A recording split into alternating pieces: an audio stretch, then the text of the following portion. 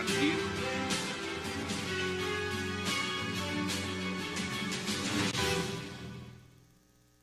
Bienvenidos a 360 grados, una visión global de la noticia, un espacio para debatir sobre todo lo que sucede en Colombia y en el mundo. Y hoy iniciamos hablando de un nuevo paro que afecta al país y el cual arrancó con bastante fuerza, el paro minero. Paralizadas vías en el Valle, Antioquia, Caldas y Risaralda, decenas de manifestantes detenidos, policías heridos y hasta camiones incinerados. Los mineros artesanales reclaman 15 puntos, entre ellos la derogación de un decreto que permite a la policía, le permite destruir equipos y maquinarias que estén en sitios de explotación que carezcan de títulos. ¿Qué tan grave será el paro minero y los demás? Tema de debate esta noche en 360. En el segundo bloque hablaremos de todo lo que está pasando con el Ejército de Liberación Nacional, el ELN, donde habría supuestas deserciones, capturas y hasta informes de cómo han incrementado los secuestros. El ELN, cuyos jefes claman por un proceso de paz, habría sido golpeado por la captura de 16 de sus miembros en el departamento de Bolívar y la desmovilización de 31 presuntos integrantes de un llamado Frente de Guerra Suroccidental. ¿Qué pasa en el ELN y por qué crea tantos interrogantes estas recientes deserciones? Vamos a debatirlo con nuestros invitados y no se muevan, que ya en segundos le damos la bienvenida a todos ellos.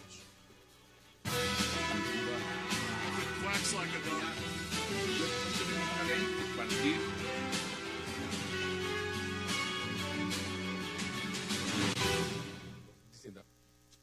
Y qué placer darle la bienvenida esta noche a 360 a José Obdulio Gaviria, a Luis Félix y también al exministro Camilo Ospina. Gracias por aceptar la invitación, qué gusto tenerlos esta noche. Muchas gracias. Bueno, empezamos con el tema del paro. Listo, exministro, ¿cómo ve usted lo que ha sido este paro minero? Bueno, uno puede mirar diversos sectores, es distinto.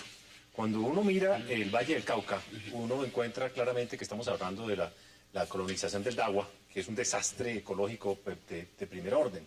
Y encontramos claramente una influencia histórica del Frente 30 de las FARC. Entonces estamos hablando claramente de una mezcla que uno pues, sí podría pensar que tiene clara incidencia sobre lo que ha venido pasando ya en el norte del país, en la frontera con Venezuela, y podría uno pensar que se están uniendo lazos con una sola versión. El tema antioqueño... ¿Hay legitimidad, empezando por ahí? Es decir, ¿o esto es mera infiltración y movilización? Ahí hay un problema muy grave y es que, mire, se lo pongo en palabras sencillas. Cuando uno habla de minero tradicional, uno habla de gente que saca el mineral de alguna forma artesanal. Pero aquí estamos hablando fundamentalmente de gente que tiene dagas, que tiene dragas, que tiene unos equipos muy importantes y hay una vinculación clara entre una migración del narcotráfico y las BACRIM y también parte de la guerrilla con la explotación minera. Es decir, hay una clara evolución de la ilegalidad hacia la minería ilegal. ¿Cómo lo ve usted, Luis? ¿Usted lo ve de la misma forma? Es decir, este paro, muchos están diciendo, y empezando por el gobierno, eso puede estar muy manipulado. O acá hay unos intereses reales y hay unas reivindicaciones también que hay que escuchar y poner sobre la mesa. No, yo creo que el tema minero en el país es calamitoso. O sea, si tú ves en todos los órdenes, en el orden ambiental, en el orden social, en el orden de la regulación de las relaciones con los entes territoriales, o sea, en el orden de la tributación, del manejo de las reglas. O sea, si tú ves, me parece que el país debería, ya ha faltado mucho, hacer una difusión y un debate del reciente informe de la Contraloría, que me parece que es el estudio más juicioso que se ha presentado. Empezando que dice cuáles, muchas no tienen ni siquiera licencia ambiental y habla de grandes multinacionales. Sí, entonces yo creo que ahí, o sea, uno, digamos, lo tiene que partir de que en el tema minero hay mucho por hacer y muchas cosas que están funcionando muy mal. No de ahora, sino que se han agravado. Eso no quiere decir que en el sector también haya ilegalidad, haya malas prácticas, pero me parece que lo central es reconocer que es un sector que requiere una revisión a fondo. A fondo. José Obdulio, bienvenido. ¿Y usted cómo lo ve? Porque eso es otro paro. Eso no es cualquier paro. Estamos en seguidilla de paros. Pero no puedes hablar de paro minero. Hay que hablar de un movimiento.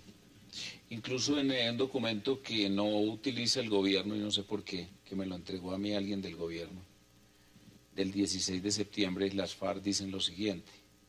¿Por qué las FARC? Porque esto es ya te entregaron algunas copias del archivo Cano. No te las van a entregar nunca. No, pues es que dejan muy mal parado el gobierno. El gobierno entró en un juego político con las FARC que no debiera haber entrado. A las FARC había que perseguirlas. Que no quiere decir que a la gente que esté en las zonas donde están las FARC haya que perseguirlas, que es distinto. Y entonces, en ese documento que le envía Iván Márquez a Alfonso Cano para el plan de trabajo para por la independencia definitiva 2010-2014, se habla claramente del desarrollo de una campaña nacional de movilización social desde un paro cívico nacional hacia una insurrección de masas. ¿Y está evolucionando en ese sentido? No, y además todos los puntos se han cumplido, porque tiene puntos relacionados con comunicaciones, con ideología, formación internacional, que ahí sí que lo han cumplido. Entonces, el gobierno está preso de su propio invento. ¿Cuál es su invento? Hablar con las FARC.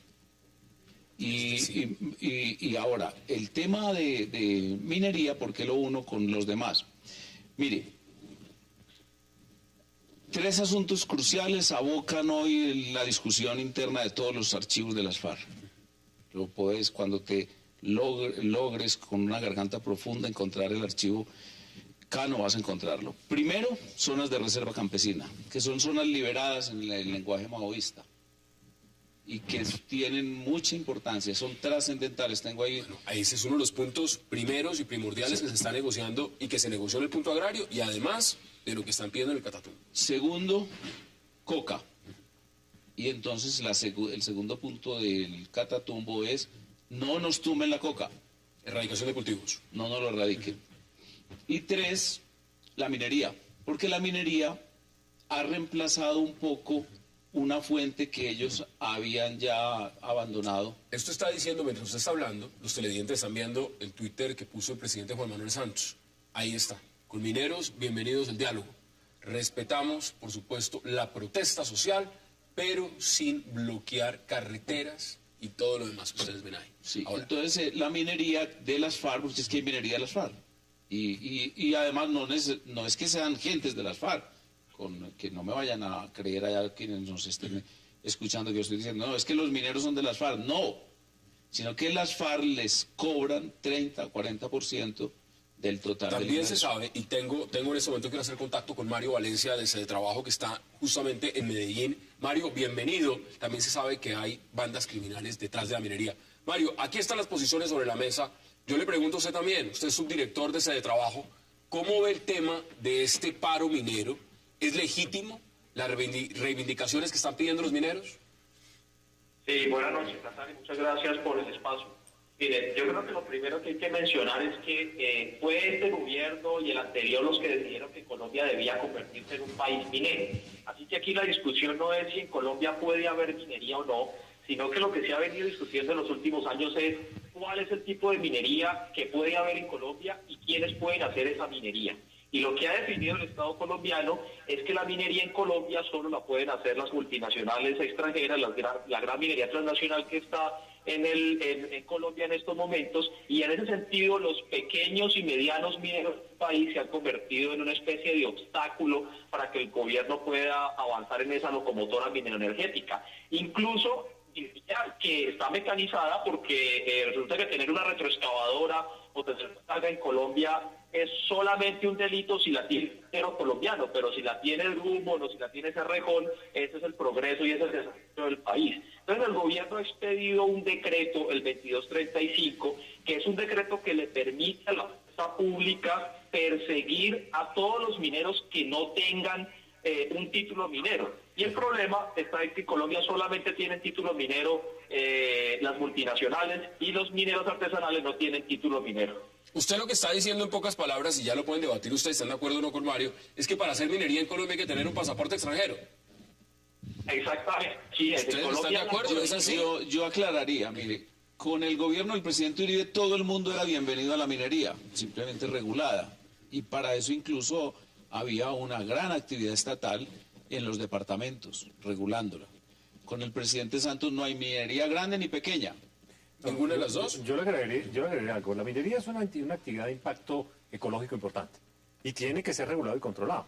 Ahora, se vio una migración clara de la coca hacia la minería ilegal. Entonces, yo no creo que el tema es una draga, yo creo que hay muchas dragas en poder de gente legítima, creo que hay muchas licencias en manos de colombianos y quizás la gran minería requiera capitales que no existen en el país o que no hay interés de invertirlos en ese campo. Aquí Pero se ha ese es otro debatido tema. mucho el tema fundamental de cómo se han dado justamente esas concesiones. Se ha visto el caso Cerro Matoso, se ha visto el caso del escándalo de la Drummond en la bahía de Santa Marta.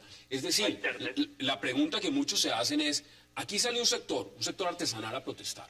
Inmediatamente lo primero que se dice es, ahí se han infiltrado las FARC, que puede estar. No en todo. Bueno, no en todo. No en todo. Decir, Porque, ahí por está. ejemplo, las comunidades negras del Chocó son otra cosa y otro problema, pero sí están previamente afectadas por el paramilitar, no tanto el paramilitarismo, sino las BACRIM.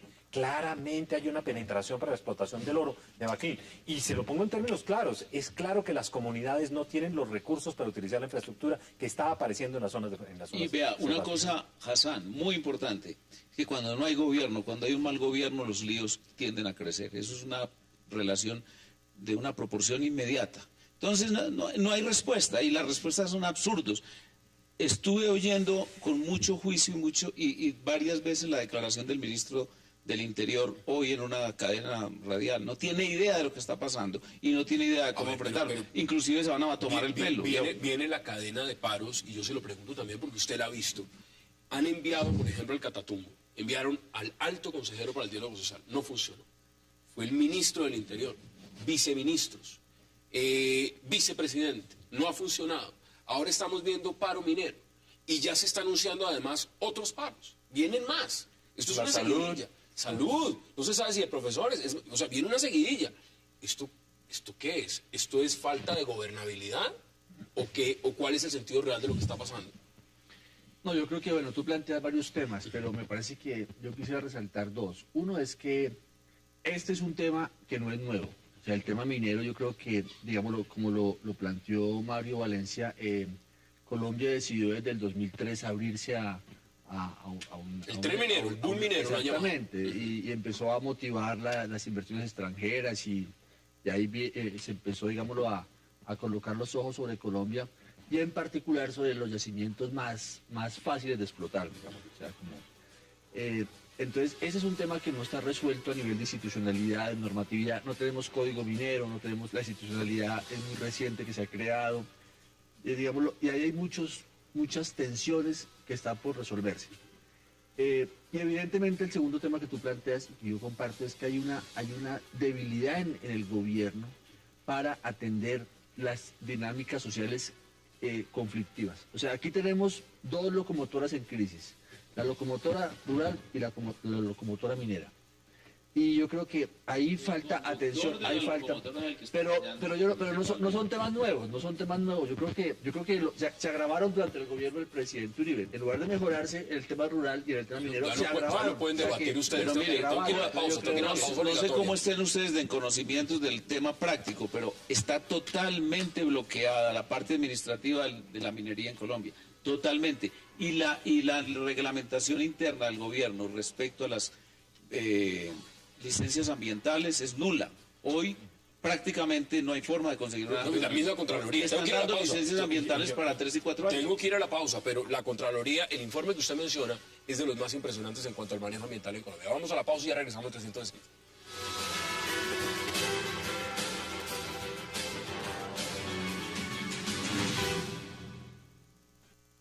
Han llegado más de 600 personas procedentes del Chocó en un intento por bloquear la vía que conduce de Buenaventura a Cali a la altura del sitio conocido como Córdoba. Allí en un conato de bloqueo, allí la Policía Nacional pues ha intervenido empleando la fuerza de manera moderada, retornando nuevamente la vía en su total normalidad. Invitamos nuevamente a la comunidad minera que estamos nosotros, hacemos los acompañamientos en estas protestas, pero por ningún motivo vamos a permitir que la vía sea bloqueada. Regresamos a 360. Antes de ir con Mario Valencia a Medellín, les voy a leer más o menos lo que estaba pasando. El tema de Buenaventura, muy preocupante. Mire, todo el día bloqueada la vía. Unas 2.000 personas concentradas en el sector de Córdoba, a 20 kilómetros del puerto. Bloqueo, dejaron de moverse 1.500 tractomulas y otros 3.500 vehículos de servicio público y particulares, inmovilizados. Ahora, Yo aquí me encontré con una carta, y Mario, se lo pregunto a usted directamente que está en Medellín. Esta carta la envía a alguien de los legisladores en Colombia que más ha estado pendiente del tema minero, porque hay varios. Uno puede hablar de David Barguil, uno puede hablar del senador Robledo, hay muchos.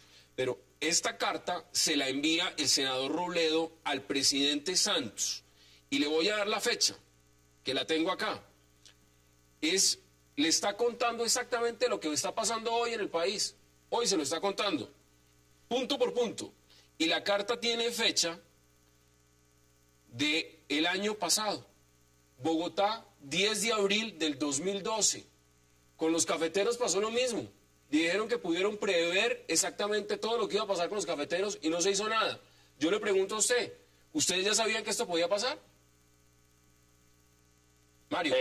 Bueno, Hassan, mire, yo creo que es importante contarle a sus televidentes que estos paros son la consecuencia del desastre económico que se está produciendo aquí en Colombia. Es que aquí no hay nada que esté funcionando bien, la industria es un desastre, la agricultura es un desastre, en la minería los únicos que pueden hacer minería son los que tienen un pasaporte extranjero, y este paro pudo haberse evitado si el gobierno tuviera voluntad política de coger a unos colombianos que han desarrollado minería durante décadas e iniciara un proceso serio de formalización. Porque estos colombianos, si usted se da cuenta, Hassan, estos colombianos lo único que están pidiendo es que los dejen trabajar. Ellos ni siquiera están pidiendo plata, no están diciendo sino déjenos trabajar, reconozca que somos mineros, no nos tire el ejército, no nos tire la policía, queremos hacer parte de la legalidad, de la institucionalidad, y el gobierno, como ha respondido, yo creo que de manera equivocada, ha respondido estigmatizándolos, criminalizándolos, aprobando decretos que les permiten destruirle su maquinaria sin un proceso judicial, sin derecho, pues digamos, a tener garantías procesales, sino que simplemente les quema la maquinaria y la maquinaria pues se queda quemada. Entonces yo quería decir finalmente sobre este punto que no es cierto que todos los colombianos que sean mineros y tengan una maquinaria estén asociados con grupos armados ilegales. Que tener una retroexcavadora aquí en Colombia no convierte rico a nadie. Eso es tanto como decir que el que tiene un bus o el que tiene un camión es un millonario en Colombia. Eso es un instrumento de trabajo que es el resultado del avance científico y del avance tecnológico. Pero no se puede negar, Mario, que las bandas criminales sí están en este momento metidas en el negocio de la minería, que les interesa mucho ese negocio. Pero pueden ser más bien las bandas criminales están extorsionando a los mineros. Las bandas criminales extorsionan a los mineros, así como extorsionan a un tendero, así como extorsionan a un conductor de un camión, así como extorsionan a un conductor de un bus en un municipio. Es que si este gobierno decidió que era mejor que tener presencia de la fuerza pública, de la policía y del ejército en todas las zonas, y era mejor tener ese diálogo con los actores armados, como les dicen ellos, estamos llevados. Mire, es muy importante oír al ministro. ¿Sabe lo que dijo el ministro? Cuente qué dijo. Dijo de que... todo lo que ha dicho, porque tengo el catatumbo, paro minero y todo lo demás. En declaraciones el 17 dijo que ya había arreglado con los mineros del Chocó. Eso lo dijo. Sí, en público. ¿Y esto qué es entonces? No, porque es que no saben con quién hablan. Ellos se van a tomar trago y a hablar paja. Eso es lo que hacen ellos no tienen un conocimiento. ¿Cómo se explica que se cree una alta consejería para el diálogo social y que esa consejería, al parecer, resultados no da, pero no da ninguno? ¿Sabe qué dijo ese alto consejero en unas declaraciones al periódico El Espectador? Ojalá las encuentre usted ahí. A mí lo que me tienen aquí es rascándome la barriga. Calentando silla, dijo. Es clarísimo que, rascando es la clarísimo barriga que cualquier conflicto, cualquier situación en la vida requiere una estrategia y una táctica. Una estrategia que es saber hacia dónde voy y una táctica que es saber cómo lo hago. Pero mire, ¿cómo es posible? Reconociendo que en Colombia hay una realidad y es que hay 450.000 productores mineros desde hace décadas y el gobierno lo que quiere hacer es desconocer eso. El gobierno no quiere reconocer que en Colombia hay mineros desde hace 500 años, hay municipios como Marmato que llevan 520 años siendo minería y sencillamente el gobierno a través de un decreto y de unas resoluciones lo que quiere hacer es desconocer eso y despejarle el camino, allanarle el territorio para que llegue la gran minería transnacional, que esa sí tiene todas las garantías, todos los beneficios, confianza inversionista, exenciones de regalías y de impuestos. Mire, le voy a leer un extracto. Yo discrepo de que sean contradictorias esas dos formas de minería, porque el Perú le está demostrando. Claro, pero mire, le voy a leer extractos. Un pequeño extracto, es una carta, la pueden ver ustedes. Luis, mire lo que dice el senador Robledo, sencillo. Los pequeños y medianos mineros, artesanales, empresariales, por parte son gente respetable. Ejercen la actividad en medio del abandono social. En cuanto a la legalización, créditos apropiados, asistencia técnica, seguridad social y educación ambiental. Falta de respaldo, además, en cuanto al monopolio de títulos por parte de las transnacionales que están a base del poder de desarrollar una mejor manera de actividad. Es decir, uno se pregunta si ese tren minero que hablan es un tren minero para los grandes. Pero a los pequeños, en el momento en que se van a paro, a eso se les da desgas. Sí, yo creo que es que nuevamente estamos, digámoslo, desconociendo la realidad del país. O sea, la realidad del país es que aquí tenemos que convivir grandes, pequeños y medianos con garantías para todos. O sea, yo creo que aquí... Garantías y apoyo. Y yo creo que aquí me parece que nuevamente realmente las garantías y el apoyo, como dice el doctor José Obdulio, y las grandes gabelas están para los grandes, ¿cierto? Hay política, hay incentivos impresionantes. Las cifras, por ejemplo, del Cerrejón y todo eso, digámoslo...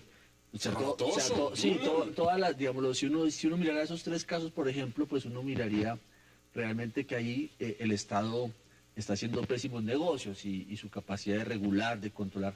Entonces yo creo que, digámoslo, me parece que como en el tema rural hay muchas cosas por reformar, por cambiar y por transformar, por reorganizar el sector. Igualmente en el sector minero. Y son 2 sectores que están chocando, ¿cierto? O sea, tenemos que hacer minería responsable, logrando reordenar el mundo rural también para la agricultura. Entonces, digámoslo, y todos los llamados que, por ejemplo, se han hecho en el tema ambiental. O sea, aquí estamos... Que ese es otro punto. Estamos jugando con el agua, que realmente somos un país privilegiado con el agua, pero si no hacemos esta minería bien, que no se puede hacer en todas partes. Pero si pudiéramos matizarlo, usted diría, y se los pregunto a ustedes también, Mario... El gobierno de Santos no está persiguiendo a estos mineros informales porque estén haciendo un daño ambiental. O sea, el que en Colombia, el que esté pensando que Juan Manuel Santos está quemando las retroexcavadoras porque quiere defender un río, quiere defender la biodiversidad, no sabe dónde está parado. Pero usted no puede negar tampoco que... las está quemando es porque quiere abrirle el paso a las grandes. Porque aquí Cerro Matoso opera sin licencia ambiental. No tiene licencia ambiental, lo ha dicho la Contraloría General de la República. No tiene licencia ambiental. Drummond acaba de votar 500... Mario, aquí le dicen que eso no es cierto. Eso no es cierto, es decir... Pero claro que es cierto, lo está diciendo Contraloría. No, sí, pero lo que tiene que decir es el Ministerio de Ambiente y cerrarlo, si es el caso. Yo creo que la gran minería es parte de la estrategia de crecimiento del país y eso no se puede desconocer ni se puede macartizar. Claro. Lo que tampoco se puede olvidar es que hay una gran minería histórica, en eso estoy de acuerdo con él. Hay una gran minería histórica que que no hemos trabajado lo suficientemente bien. El daño ambiental que estamos causando con el manejo del cianuro y con el manejo del mercurio es infinito. Es decir, es un daño al mundo, es decir, al Pacífico le estamos mandando unas cantidades de mercurio increíbles. La gente no sabe los daños que estamos causando. Pero hay un tema de fondo también, y lo han puesto todos estos legisladores que están en contra de la gran minería. Dicen, la minería que se hace en Colombia en este momento de cielo abierto es una minería que está prohibida en Canadá, está prohibida en Estados Unidos, y aquí la estamos practicando como si fuera la última tecnología. Y es una minería que en este momento usted va a Estados Unidos, Canadá no la pueden hacer. Lo que está haciendo exactamente Cerro Matoso. Eso depende de la viabilidad de explotación, eso no es exactamente cierto. Hay de toda clase de minería a cielo abierto, y depende más de las minas y de las condiciones. Yo creo que lo que pasa es que tienen que convivir las 2 estrategias. Es decir, uno no puede renunciar a la riqueza nacional y pensar que entonces no vamos a hacer minería, o es una decisión de fondo. Entonces puede que nosotros decidimos que vamos a competirle a Costa Rica y somos un país verde y cancelamos la minería. Eso se puede hacer. Por el momento no es lo que hemos decidido. Claro, se le ha apostado entre mineros. Tenemos que tener en cuenta también que la minería tradicional existe. El problema concreto es la penetración que ha tenido de fuerzas irregulares. La reacción que hay que tener y la fuerza que hay que ponerle a esto es básicamente cómo neutralizar que el crimen se apodere de una actividad que fue histórica y que distorsione comunidades alejadas y desprotegidas. En este caso puntual, para que empecemos a dar las conclusiones cada uno de ustedes, ¿el gobierno cómo lo ha hecho? Dígamelo en 20 segundos. Como todo, mal. No ha hecho. ¿Cómo lo ve usted? No, yo creo que aquí se requiere una amplia concertación con todos los actores y el gobierno está en mora de diseñar una estrategia realmente creíble y convocante para ello. Mario, deme usted en 20 segundos sus conclusiones. ¿Cómo ha manejado el gobierno esto?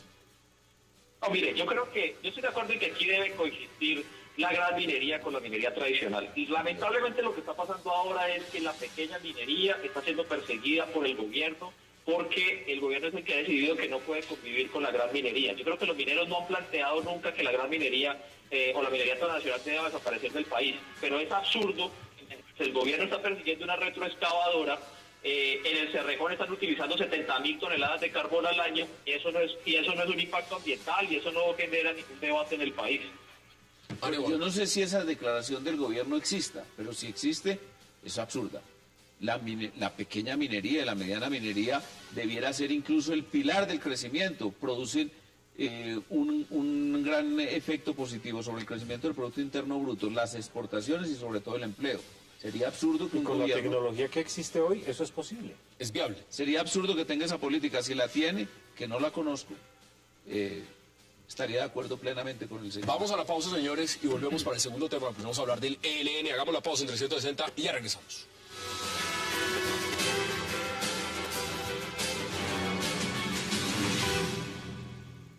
El pueblo está cansado también de la guerra.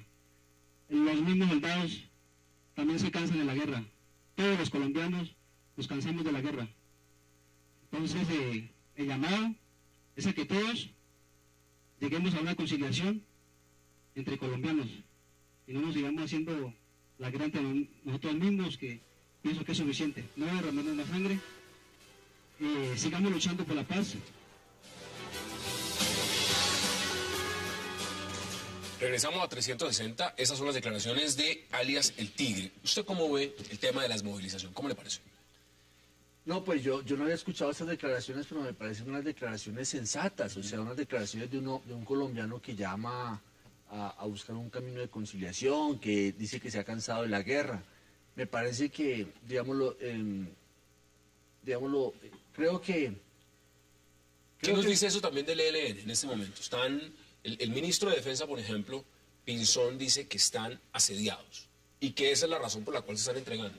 ¿Es esa la razón? Bueno, yo creo que este no es un hecho nuevo. Yo recuerdo que en el 2007, en la época de la negociación entre el ELN y el gobierno del presidente Álvaro Uribe, se desmovilizó todo un frente en Antioquia, el frente Jorge Eliezer Gaitán. Entonces, digamos lo que no es nuevo. Por supuesto que esto es un campanazo para el ELN. O sea, el ELN tiene que pensar su presente, su futuro. Creo que el presidente pues lo utiliza políticamente, va a la zona, recibe a los combatientes, se genera una especulación por los uniformes tan nuevos, pero yo creo que eso no hay que ponerle tanto cuidado. Aquí hay un hecho concreto y es que un grupo de guerrilleros del ELN se desmovilizó y ha mandado un mensaje conciliador. José Obdulio, ¿usted cómo lo ve? Esa es la vía, la desmovilización, y luego mirar qué delitos se han cometido para saber quiénes son objeto de tratamiento benigno y quiénes tienen que ir a la cárcel. ¿Usted considera este es el camino que se debería hacer Sí. prácticamente en todos? Ahora, me parece un poquito frívola el debate sobre los vestidos y eso. Lo que habría que ver es la verdadera pertenencia a la organización, y eso se hace con una buena entrevista de inteligencia. Inteligencia del ejército y de la policía saben más que los politólogos sobre la... Bastante más. Bastante Mucho más. Sí. Pues claro. Que incluso un examen psicológico. Usted sabe que cuando se fue a desmovilizar el grupo que salía de la cárcel con los 150 miembros de las FARC, el presidente Uribe dijo, váyanse para la casa si están arrepentidos. Hubo un examen jurídico, de inteligencia y psicológico. 3. Y coincidieron en 8 de los que se iban a desmovilizar en que no eran desmovilizables, porque eran personas que iban a reincidir. De manera que habría que examinarlo, y me parece que eso es lo serio. Yo apruebo todos esos actos de desmovilización y me parece que es lo que hay que fomentar. Acá hay otro tema, y también se lo pregunto cómo lo ve usted. ¿Cómo lo ve usted? Yo parto al principio de una fe, entonces yo creo que la desmovilización es real, salvo que haya indicios muy serios que yo no tengo para pensar lo contrario. Pienso que es el camino real y que obedece también a un proceso de desgaste del ELN natural, no es nada nuevo tampoco, estoy de acuerdo, pero también obedece a un hecho y es que las FARC está intentando absorber al ELN en este proceso de cambio. El ELN lo cogió mal parado porque el final del gobierno Uribe, el ELN quedó muy mal. Él quedó con realmente 3 frentes operativos, era el frente de Nariño, era el frente de Antioquia y que era el frente del Catatumbo, él no tenía más, todo coca, si usted mira los 3 sectores son coca. Entonces, él quedó supremamente mal parqueado, con los mandos afuera. El ELN no tiene comandantes dentro del país. Todo el COSE, el comando central, está en Venezuela, está en Valencia, en lugares conocidos, casi que si nos da 10 minutos le damos la dirección. Están identificados. Sí, ellos viven muy cómodos, ellos viven muy tranquilos.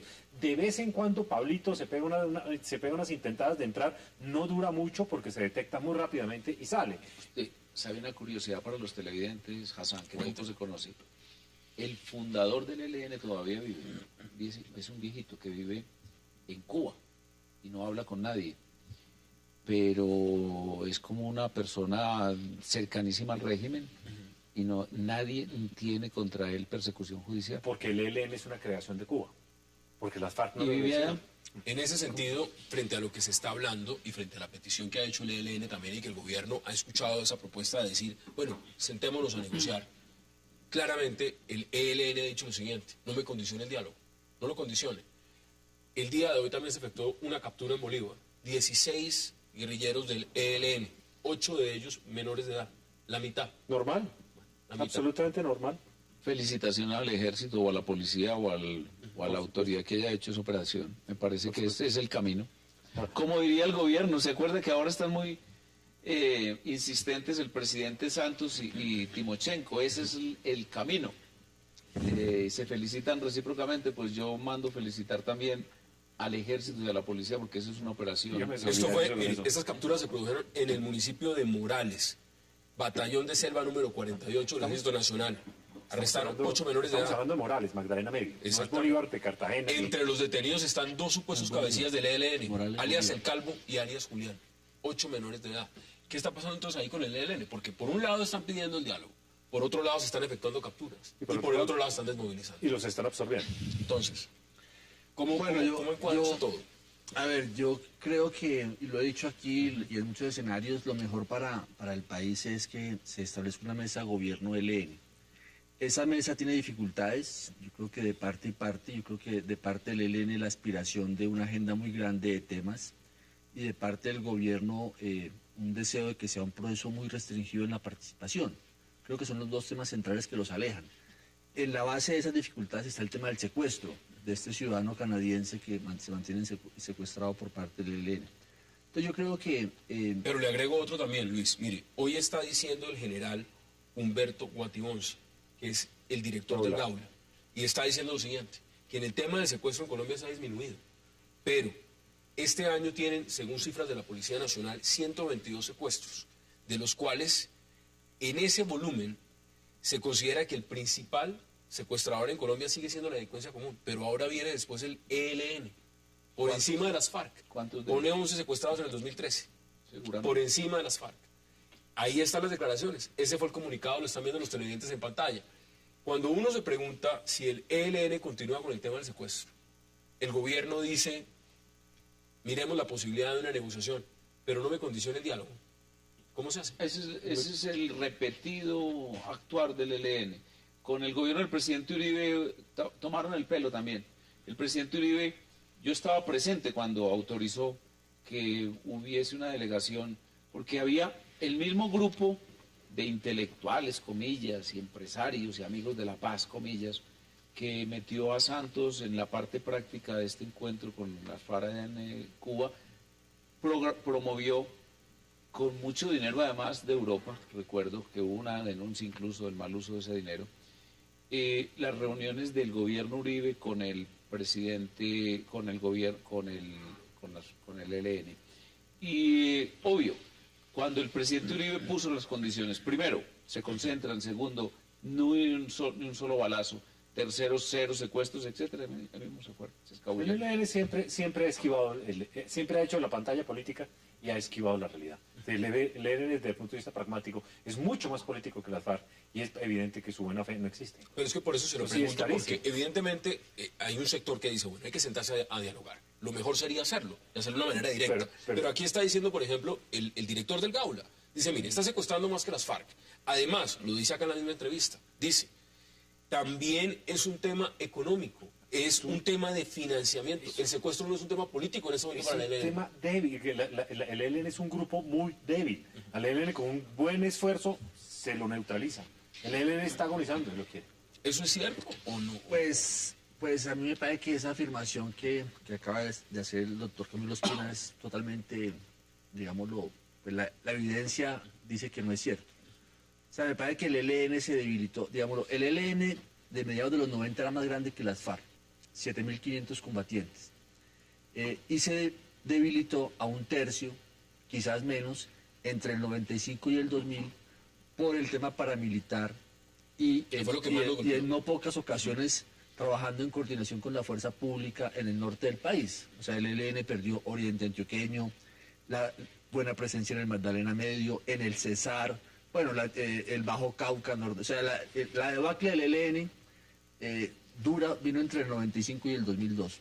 En todos los 8 años del gobierno del presidente Uribe se recuperó. O sea, hoy se ha recuperado y se ha reorganizado. Por ejemplo, mira, tú no mencionas, por ejemplo, Arauca.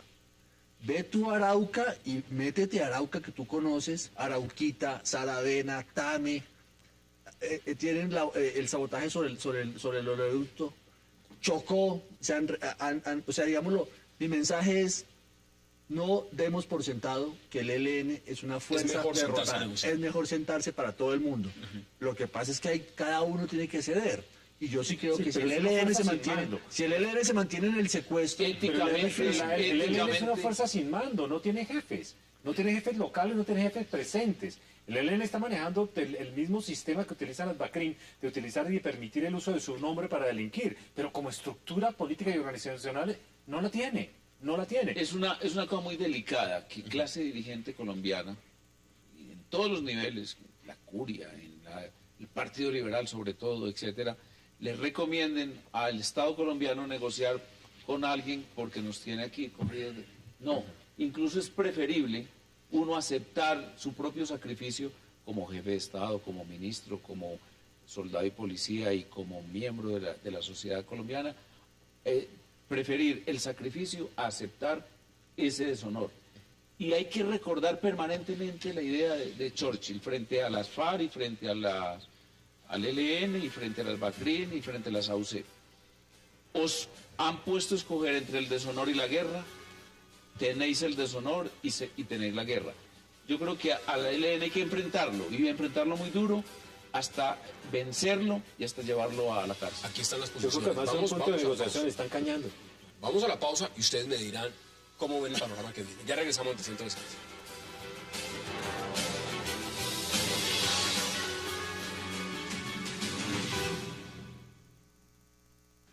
Esta operación, inteligencia al ejército, fiscalía, ha resultado en la desmovilización más grande que se ha hecho en la historia del ELN. Y el ejemplo que estos jóvenes han dado, porque la mayoría son bien jóvenes, lo deben seguir el resto de los miembros de estas organizaciones.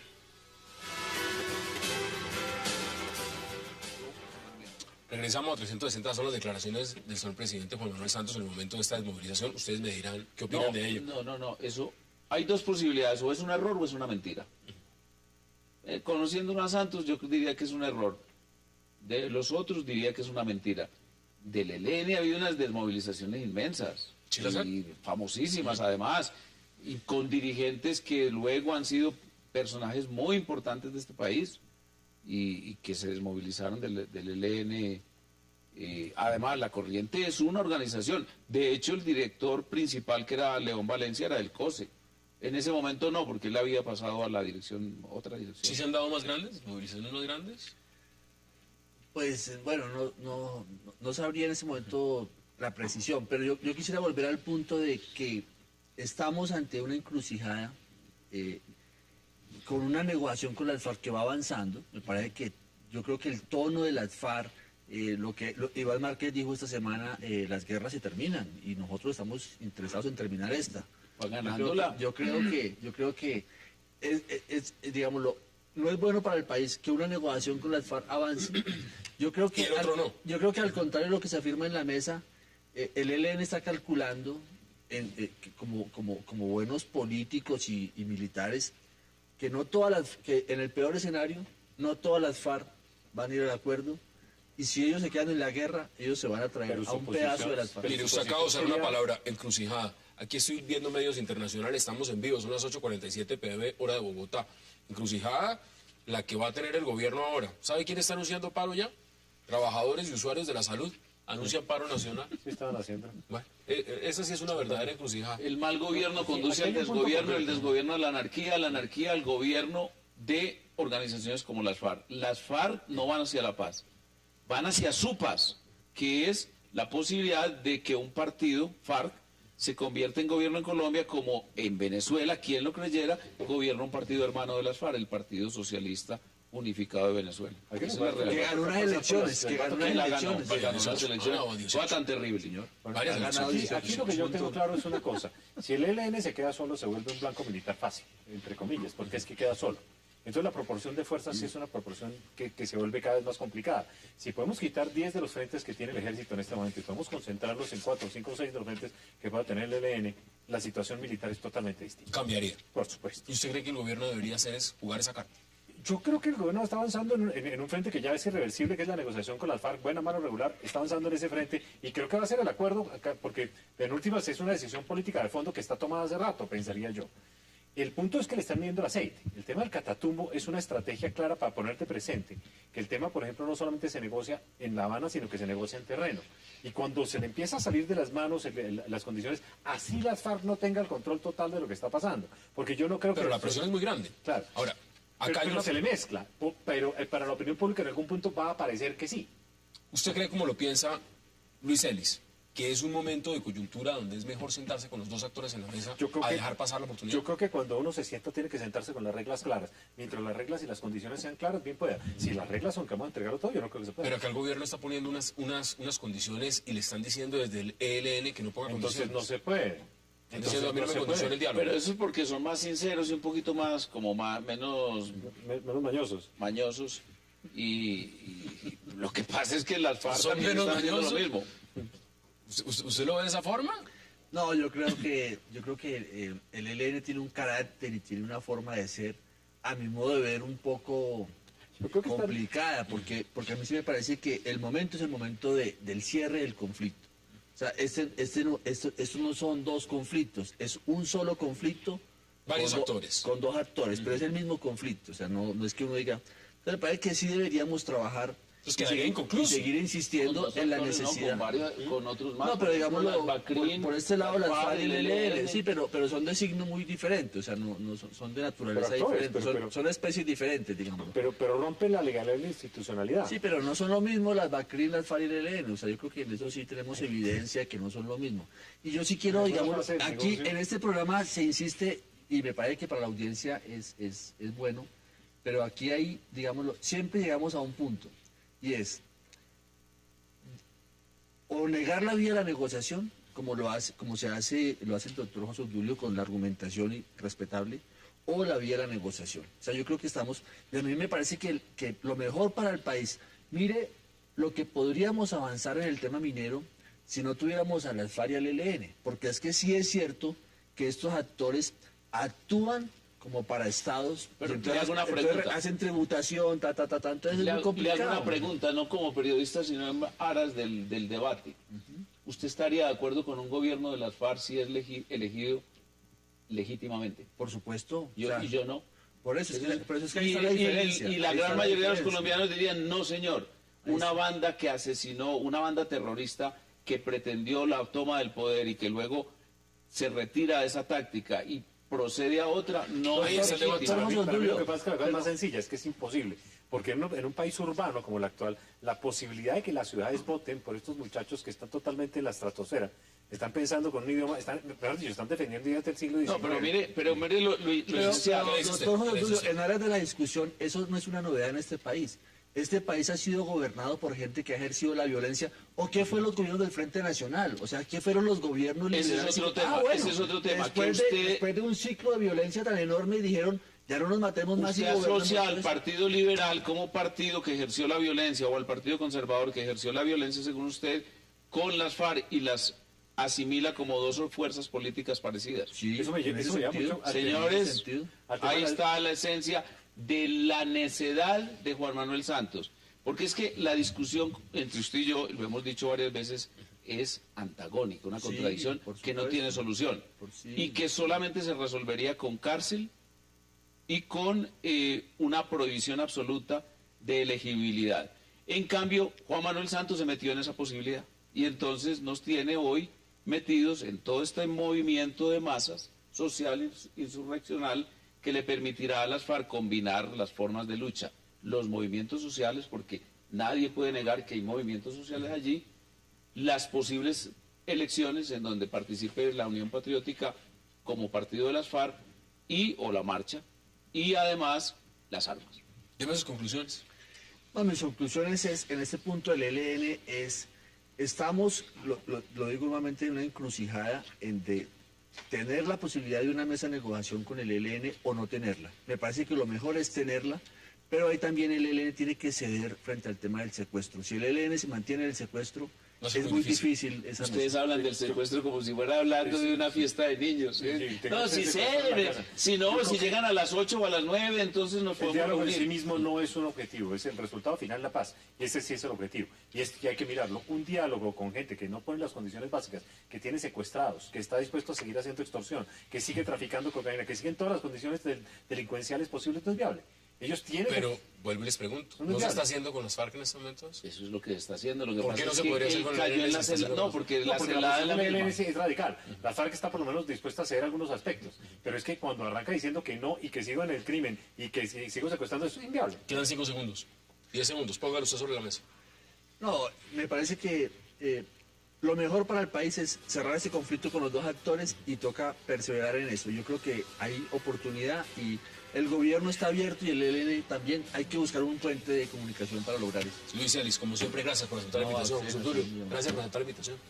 A usted, Hassan, muchas gracias. Exministro, gracias por aceptar la invitación. Pues gracias a usted. Yo creo que de todas formas la realidad dirá las cosas. Yo creo que la posibilidad del ELN es llegar al final de la fiesta y tendrá que pagar los platos de eso. Y el debate sigue abierto y aquí en las redes nos están escribiendo todos nuestros televidentes. Gracias por acompañarnos y nos vemos mañana en la misma hora para seguir debatiendo toda la agenda política de Colombia y del mundo. Hasta una próxima oportunidad.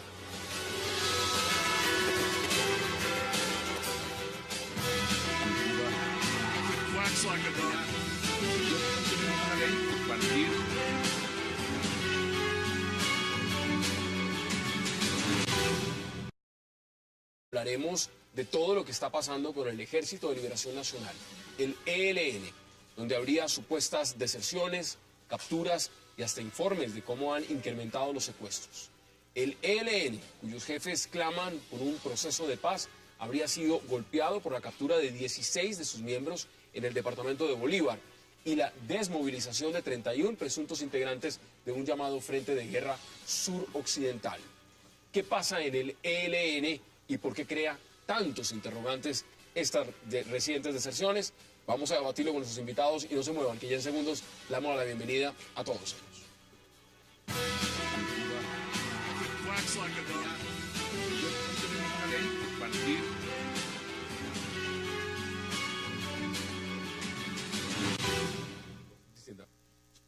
Y qué placer darle la bienvenida esta noche a 360 a José Obdulio Gaviria. El mineral de alguna forma artesanal. Pero aquí estamos hablando fundamentalmente de gente que tiene dagas, que tiene dragas, que tiene unos equipos muy importantes y hay una vinculación clara entre una migración del narcotráfico y las BACRIM y también parte de la guerrilla con la explotación minera. Es decir, hay una clara evolución de la ilegalidad hacia la minería ilegal. ¿Cómo lo ve usted, Luis? ¿Usted lo ve de la misma forma? Es decir, este paro, muchos están diciendo, y empezando por el gobierno, esto puede estar muy manipulado. O acá hay unos intereses reales y hay unas reivindicaciones también que hay que escuchar y poner sobre la mesa. No, yo creo que el tema minero en el país es calamitoso. O sea, si tú ves en todos los órdenes, en el orden ambiental, en el orden social, en el orden de la regulación de las relaciones con los entes territoriales, o sea, en el orden de la tributación, del manejo de las regalías. O sea, A Luis Félix y también al exministro Camilo Ospina. Gracias por aceptar la invitación. Qué gusto tenerlos esta noche. Muchas gracias. Bueno, empezamos con el tema del paro. Listo. Exministro, ¿cómo ve usted lo que ha sido este paro minero? Bueno, uno puede mirar diversos sectores, es distinto. Cuando uno mira el Valle del Cauca, uno encuentra claramente que estamos hablando de la colonización del Dagua, que es un desastre ecológico de primer orden. Y encontramos claramente una influencia histórica del Frente 30 de las FARC. Entonces estamos hablando claramente de una mezcla que uno pues, sí podría pensar que tiene clara incidencia sobre lo que ha venido pasando ya en el norte del país, en la frontera con Venezuela, y poder uno pensar que se están uniendo lazos. pero con una sola versión. El tema antioqueño... ¿Hay legitimidad? Empezando por ahí, es decir, ¿o esto es mera infiltración y No, movilización? ahí hay un problema muy grave y es que, mire, se lo pongo en palabras sencillas. Cuando uno habla de minero tradicional, uno habla de gente que saca el